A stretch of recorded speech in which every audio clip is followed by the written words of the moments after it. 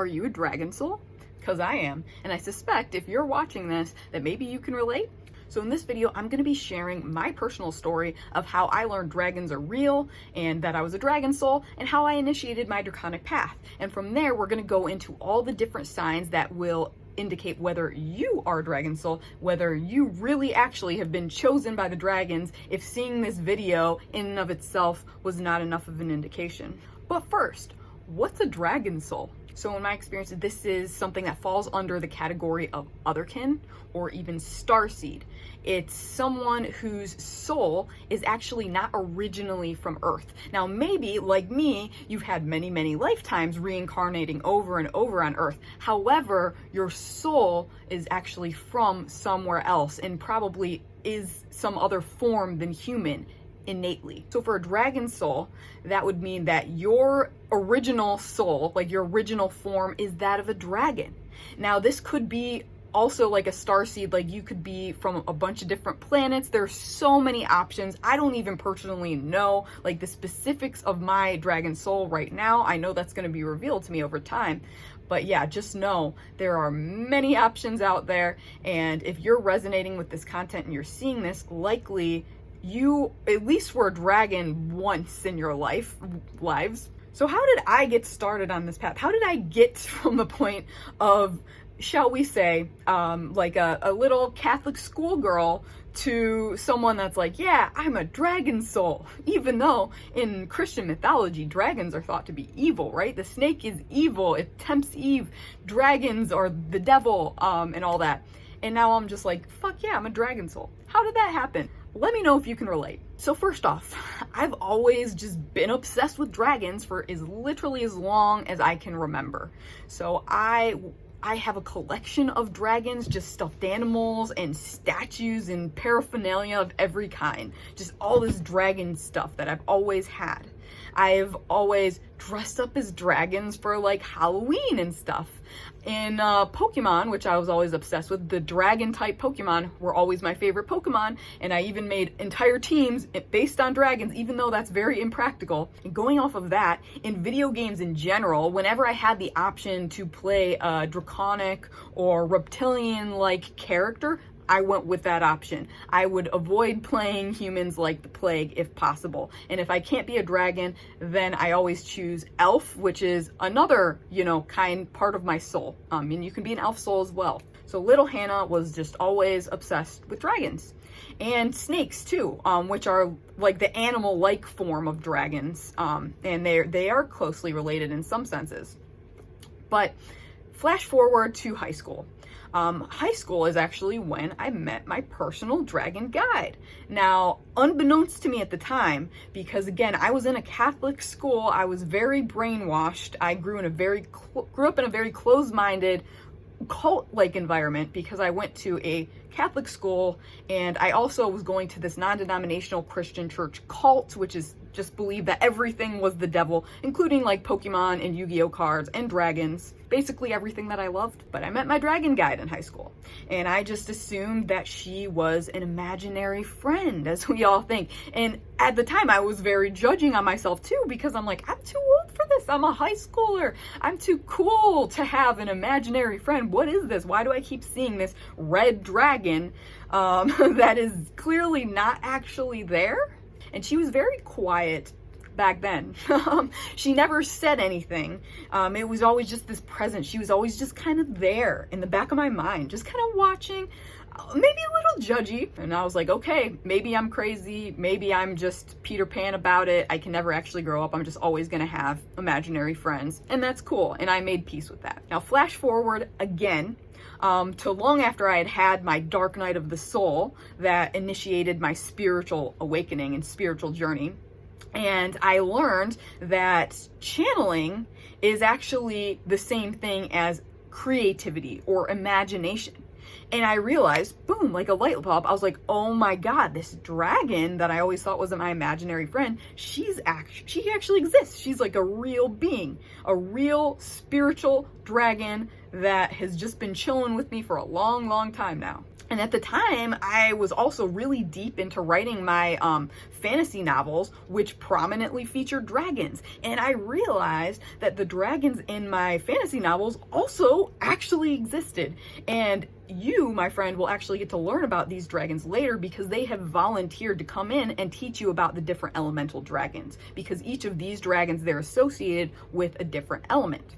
But that is a story for another time. So flash forward the final time to when I am now working. I've fully embraced my identity as a witch, and I'm now working full-time as a tarot reader / healer and just doing all sorts of witchy stuff. The dragons came to me and they told me that I needed to start helping humans connect with their personal dragon guides. Thus, my Meet Your Dragon Guide service was born. And if you'd like more information on that, I can help you in the description below. So it seems scary and, again, even childish, but I started connecting with people's dragon guides, channeling messages from them, and drawing pictures of them for people. And I've now worked with hundreds of clients, connecting them with their dragon guides, and have gotten amazing feedback on the topic. So I'm like, the more feedback I got, the more I'm like, okay, I'm not crazy. Like, this is actually a thing. This is actually helping people. These dragons actually exist. I share that because I've learned on this journey that that is the number one fear of all of us on this spiritual path, right? That we're crazy, that we're making it up, that it's just in our heads. And I want to validate that I too experience that and still do from time to time. And it's just a natural part of the journey. I also want to stress that when the dragons came in telling me that I had to help people connect with their dragon guides, this wasn't like some big prophetic moment, like when they came to me in a dream, or I heard this booming voice in my head, like the voice of God coming down like, Hannah, you are the chosen one. No, it was totally mundane, run-of-the-mill intuition. It was claircognizance for those of you versed in the psychic terms, the clairs. It's just this knowing, this intuition that I'm like, yes, this is what I'm supposed to do. And I really just felt called to share that because I feel like many people think that it's got to be this big, crazy transition, just like in the movies or something, and that you're just like, yes, I am a dragon mage, like I am dragonborn, I'm a dragon soul, and the dragons have chosen me, and you're going to hear them, you're going to see them, maybe they'll come to you physically. No, likely you, my friend, are already working with the dragons just like I had been all along without realizing it. But for those of you that are skeptics and you're still not convinced, here are some signs that will further affirm for you your identity as a dragon mage. So as mentioned in Unit 1, I love Tiffany Tin's saying of strength of a warrior, heart of a healer, wisdom of an alchemist. I feel that that really encompasses what the dragons look for in an initiate. But that can be really vague, right? So what do those qualities actually manifest as in terms of experiences? So for the warrior, it means that you've likely been through a lot of trauma, my friend. A lot of trauma. You likely have a lot of scars as well, that can manifest as mental illness, such as complex PTSD, ADHD, bipolar, depression, stuff like that. And you, instead of allowing your circumstances, your situation, your handicaps make you colder, you've instead used that to make you kinder. That is what differentiates you from someone that might have a similar experience, but just kind of shuts out the world. And this mentality leads you to kind of seeing struggle and suffering as a challenge, as an opportunity, rather than something that makes you feel weak and small and puts you into this perpetual victim mentality where you're perpetually at the mercy of the world. That is the strength of a warrior, to find your power no matter how powerless your circumstances may try to make you feel. So for the healer, you might be an empath, someone that's really attuned to others' emotions, likely a bit of a people pleaser. You just want people to be happy, you want everyone to feel nice and good, and you probably don't like conflict very much. You're likely drawn to the healing arts, whether that is like spiritually, like Reiki, or even just like tarot, just like talking to people, or more 3D things such as being like a nurse or a doctor or even a therapist. 3, alchemist. So you are constantly learning and growing and seeking to improve yourself. And you may approach life with curiosity rather than judgment. You might see life as just like one big playground or one big science experiment. It's very possible that you are the confidant or therapist friend, or even not friend, just like you might have random strangers coming up to you and spilling their life stories, because there's just this presence to you, this power, this wisdom. People feel safe around you. Likely you've already long since initiated your spiritual path and are just generally a very spiritual person and very witchy as well. And perhaps even if you did recently start on your spiritual path, you always kind of were spiritual without realizing it, such as myself. I always identified with the term spiritual over religious as a child, and I didn't know why, but now I do. And finally, talking about labels, old soul. You are definitely an old soul, and likely people have referred to you as such. And then final sign is that just like me, you've likely just always been drawn to dragons, or even if it's just recently, like at this point in time, you, my friend, are a total dragon nerd. You're drawn to them, you find them fascinating, and maybe you just have no explanation why. Well, I'm here to tell you that the explanation why is because that is the dragons themselves calling to you, summoning you, asking you to initiate your draconic path.